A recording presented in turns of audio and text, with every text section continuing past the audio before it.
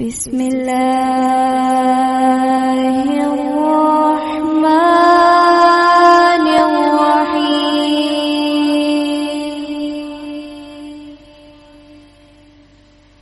تبارک الذی بیدہ الملک وہو علی کل شیء قدیر۔ کہانی شروع کرنے کا وقت آ پہنچا۔ رات کا وقت ہے۔ سب لوگ سکون اور آرام سے بیٹھ جائیے، کیونکہ اب میں آپ کو سنانے جا رہی ہوں پہلے قلندر کی کہانی۔ آپ جانتے ہیں نا کہ حمال نے آگے بڑھ کر کیا کہا تھا؟ اس نے کہا تھا کہ جب تک میں اپنے ساتھیوں کا قصہ نہیں سن لوں گا میں یہاں سے نہیں جانے والا۔ پھر اس کے بعد پہلے قلندر نے اپنی کہانی شروع کی اور اس نے کہانی کچھ یوں شروع کی۔ قلندر کہنے لگا کہ اے مالکہ، میری داڑھی مڑنے اور آنکھ سے اندھا ہونے کا سبب یہ ہے کہ میرا باپ ایک بہت بڑا بادشاہ تھا اور اس کا ایک بھائی تھا جو کسی اور شہر کا بادشاہ تھا۔ اب ایسا اتفاق ہوا کہ میں اور میرے چچا کا بیٹا ایک ہی دن پیدا ہوئے۔ دن اور سال گزرنے کے بعد ہم دونوں جوان ہوئے۔ میں اپنے چچا کی ملاقات کے لیے اکثر جاتا اور اس کے ساتھ مہینوں ٹھہرتا، اور میرے چچا کا بیٹا مجھے بڑی عزت سے رکھتا اور بھیڑیں ذبح کرتا اور شراب نتھارتا اور ہم ساتھ بیٹھ کر شراب پیتے۔ ایک روز جب شراب چڑھی ہوئی تھی تو میرے چچیرے بھائی نے کہا کہ اے بھائی، مجھے تجھ سے ایک اشد ضرورت آ پڑی ہے اور میں چاہتا ہوں کہ تو اس میں میری مخالفت نہ کرے اور جو کچھ میں کہوں کر دے۔ میں نے کہا کہ بصر و چشم۔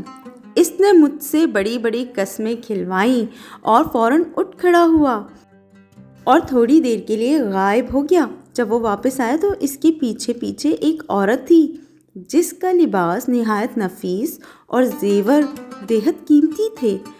ابھی وہ عورت اس کے پیچھے ہی تھی کہ وہ میری طرف مخاطب ہو کر کہنے لگا کہ اس عورت کے ساتھ فلاں مقبرے میں جا۔ اس مقبرے کو اس نے تفصیل سے بیان کیا اور میں سمجھ گیا۔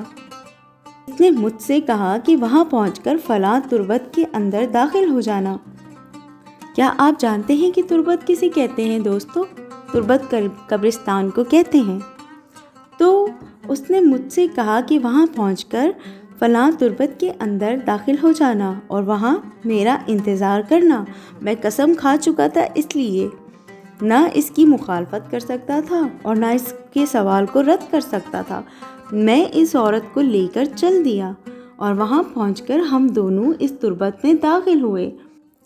ہم اس میں جا کر بیٹھے ہی تھے کہ میرے چچیرا بھائی پہنچ گیا۔ اس کے پاس ایک پانی بھرا تشت اور ایک تھیلے میں چونا اور ایک کدال تھی۔ وہ کدال لے کر ایک قبر کے پاس گیا جو تربت کے بیچ میں تھی اور اس کو توڑا اور اس کے پتھر اٹھا کر تربت کنارے رکھ دیے۔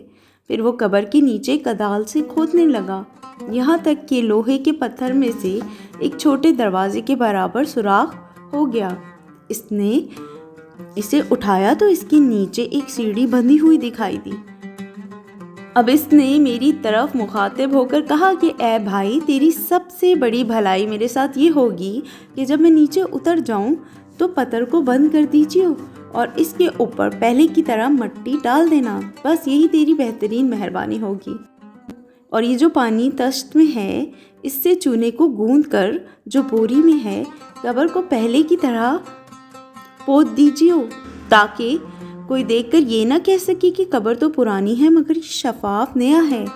میں نے سال بھر اس پر محنت کی ہے اور سوائے خدا کے کوئی اس سے واقف نہیں۔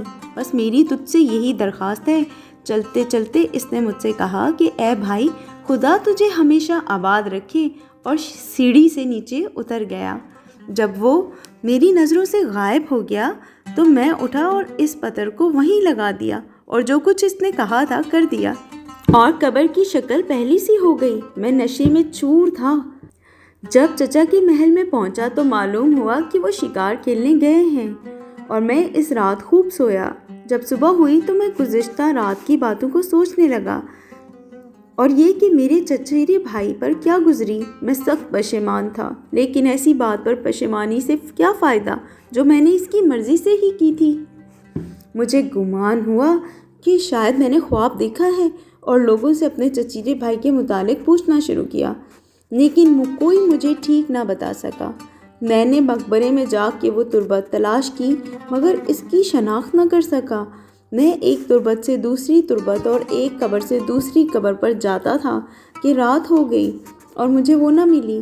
میں محل میں واپس آیا مگر نہ کھایا نہ پیا۔ میرا دھیان اپنے چچیرے بھائی کی طرف لگا ہوا تھا اور اس کا پتہ نہ چلتا تھا۔ میں بہت غمگین تھا اور اسی غم میں رات گزار کر صبح کی۔ اب میں دوبارہ قبرستان گیا اور سوچ رہا تھا کہ میرے بھائی نے کیا کیا، اور میں پشیمان تھا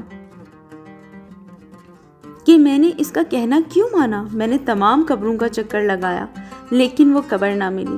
اس پر میں بہت پشیمان ہوا اور 7 دن تک میری یہی حالت رہی اور کوئی علاج میری سمجھ میں نہ آیا۔ اب میرے دل میں اور زیادہ وسوسے آنے لگے اور قریب تھا کہ میں پاگل ہو جاؤں۔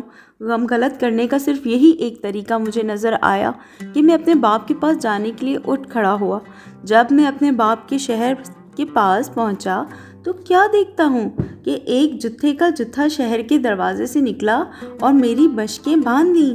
اس پر بڑا تعجب ہوا کیونکہ میں اسی شہر کے بادشاہ کا بیٹا تھا اور وہ سب لوگ میرے باپ کے نوکر چاکر اور میرے غلام تھے۔ اب میں اور بھی ڈرا اور اپنے دل میں کہنے لگا کہ خدا نخواستہ میرے باپ پر کوئی مصیبت تو نہیں آئی۔ جو لوگ مجھے پکڑے ہوئے تھے ان میں سے میں نے سبب دریافت کیا مگر انہوں نے کوئی جواب نہ دیا۔ تھوڑی دیر کے بعد ان میں سے ایک شخص نے جو ہمارے ہاں کا نوکر تھا مجھ سے کہا کہ زمانے نے آپ کے والد کے ساتھ بے وفائی کی ہے اور لشکر اس سے ناراض ہو گیا اور وزیر نے اسے قتل کر دیا اور خود بادشاہ بن بیٹھا۔ اسی کے حکم سے ہم آپ کی گھات میں لگے ہوئے تھے۔ اب وہ پکڑ کر مجھے لے چلے۔ جو باتیں میں نے اپنے والد کے متعلق ابھی سنی تھیں ان کی وجہ سے مجھے دنیا و مافیا کی خبر نہ رہی اور میں وزیر کے سامنے پیش کیا گیا۔ مجھ میں اور وزیر میں پرانی دشمنی تھی اور اس دشمنی کا سبب یہ تھا کہ مجھے غلیل چلانے کا بڑا شوق تھا۔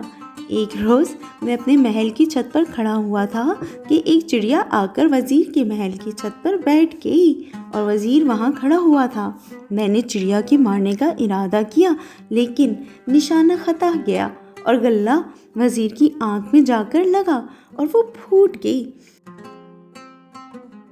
قلندر نے کہا کہ وزیر کی آنکھ تو پھوٹ گئی لیکن وہ مجھ سے کچھ نہ کہہ سکا کیونکہ میرا باپ اس شہر کا بادشاہ تھا۔ یہ تھی وجہ میری اس کے درمیان عداوت کی۔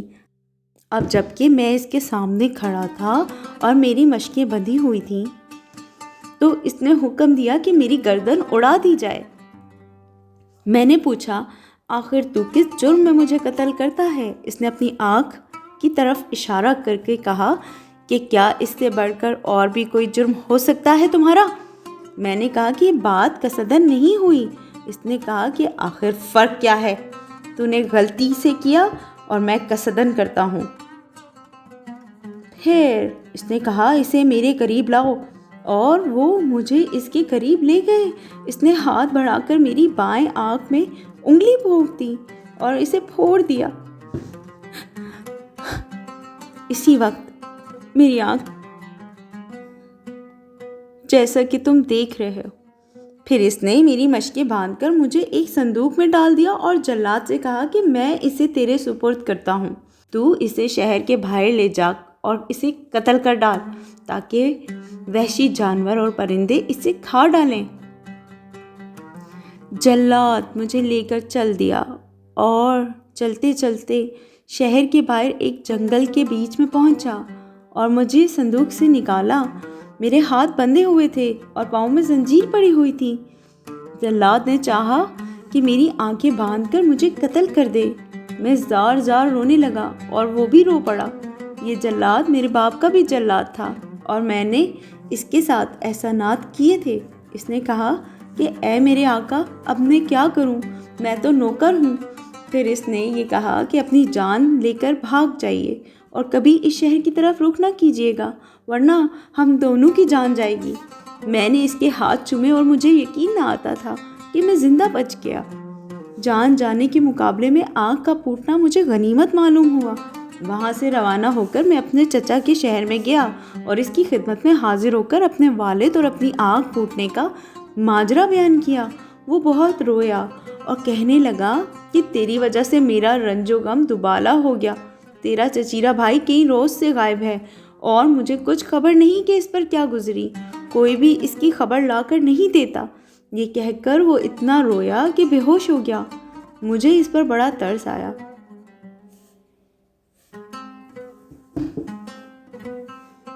اس نے میری آنکھ کا علاج کرنا چاہا لیکن دیکھا کہ آنکھ محض خول ہو کر رہ گئی ہے اور کہنے لگا کہ بیٹا آنکھ گئی تو گئی، جان تو بچ گئی نا۔ مجھ سے یہ نہ ہو سکتا تھا کہ اپنے چچیرے بھائی کی بابت جو اس کا بیٹا تھا خاموشی اختیار کروں، اس لیے میں نے اس سے سارا ماجرا بیان کر دیا۔ میرے بیان کو سن کر چچا بہت خوش ہوا کہ کچھ تو اس کے بیٹے کا پتہ چلا اور مجھ سے کہنے لگا کہ اٹھ مجھے اس تربت کے پاس لے چل۔ میں نے کہا کہ چچا جان میں اس واقعے کے بعد کئی بار وہاں جا چکا ہوں لیکن اس کی جگہ نہ ملی اور میں نے بہت چھان بین کی مگر ناکام رہا۔ بالآخر میں اور چچا قبرستان گئے اور ادھر ادھر ڈھونڈنا شروع کیا اور اب میں نے اسے پہچان لیا اور ہم دونوں بہت خوش ہو گئے۔ تربت میں داخل ہو کر مٹی اٹھائی، پتھر ہٹایا اور سیڑھی پر تقریباً 50 پٹڑیاں اتر گئے۔ جب نیچے پہنچے تو کیا دیکھتے ہیں کہ ہماری طرف ایک دھواں سا اٹھا جس سے ہماری آنکھیں چندھیا گئیں۔ چچا نے کہا لا حول ولا قوت الا باللہ العلی العظیم۔ ایسے الفاظ کہنے والے کو شرمانے کی ضرورت نہیں۔ اب ہم اور آگے بڑھے اور ایک کمرے میں پہنچے جس میں آٹا، غلہ اور دوسری کھانے کی چیزیں وغیرہ بھری ہوئی تھیں۔ کمرے کے بیچ میں ایک شامیانہ تھا اور اس کے اندر ایک تخت پڑا ہوا تھا۔ چچا نے دیکھا کہ اس تخت پر اس کا بیٹا اور وہ عورت جو اس کے ساتھ آئی تھی باہم ایک ساتھ سو رہے تھے اور کوئلے کی طرح سیاہ ہو گئے تھے، گویا کہ وہ تنور میں ڈال دیے گئے۔ چچا نے اسے دیکھ کر اس کے منہ پر تھوک دیا اور کہا کہ ٹھہر اے سور، یہ دنیا کی سزا ہے اور ابھی آخرت کا عذاب باقی ہے جو اس سے بھی زیادہ سخت ہے۔ اب پیارے میرے دوستو، شہرزاد کو صبح ہوتی دکھائی دی اور اس نے کہانی بند کر دی جس کی اسے شہریار بادشاہ سے اجازت ملی تھی۔ میں بھی یہ کہانی بند کر رہی ہوں لیکن میں پھر آؤں گی 12ویں رات کا قصہ لے کے آپ کے پاس۔ تب تک کے لیے مجھے اپنی دعاؤں میں یاد رکھنا نہ بھولیے گا اور کہانی سننا مت چھوڑیے گا، کیونکہ اگر آپ کہانی نہیں سنیں گے تو میں کہانی کسے سناؤں گی؟ السلام علیکم۔